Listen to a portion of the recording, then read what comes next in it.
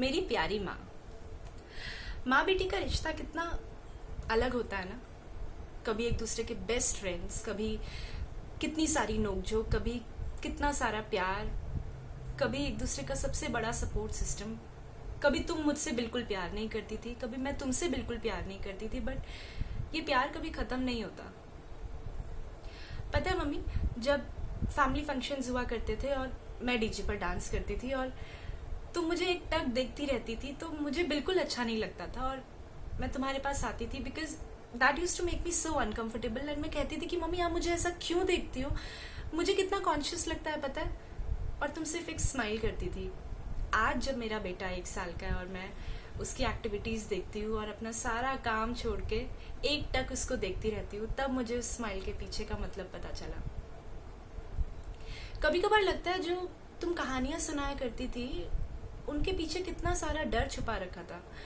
बूढ़ा बाबा पकड़ कर ले जाएगा अगर किसी अनजान के पास गए, तो किसी अनजान से चॉकलेट नहीं खानी, या वगैरह वगैरह की कहानियां।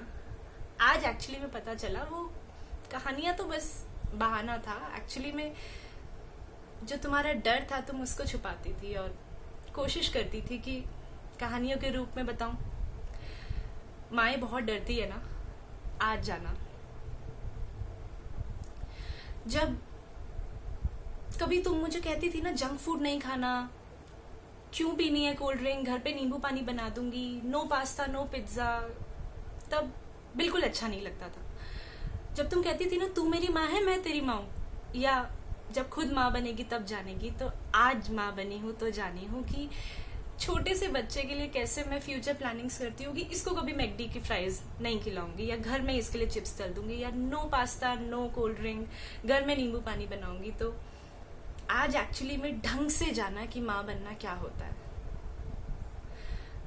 पता है मम्मी, जब ऑफिस में इतने साल काम करने के बाद भी जब वो डॉक्टर के पास जाना होता था अपनी बीमारी लेकर, या छोटे से बुखार के लिए जब जाते थे और डॉक्टर की गोल सी सीट में बैठने का हमारा नंबर आता था, तो मन मन में आपको बोलते थे चलो मम्मी बताओ।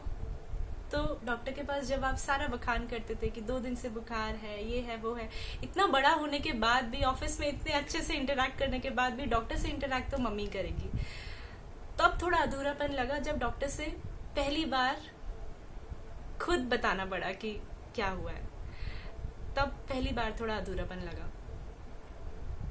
कभी कभी सोचती हूँ कि तुम्हारी फेवरेट चीजें क्या थी, बिकॉज जितना मुझे याद है हमारी आइसक्रीम के फेवरेट फ्लेवर्स जो थे वो तुम्हारे फ्लेवर्स बन गए, जो हमारे फेवरेट शोज थे वो तुम्हारे शोज बन गए।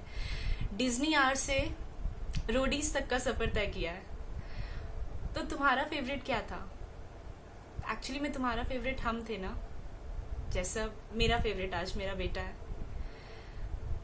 बचपन में बहुत सारा प्यार, इतनी सारी मेमोरीज और इतना अनकंडीशनल प्यार देने के लिए बहुत बहुत थैंक यू।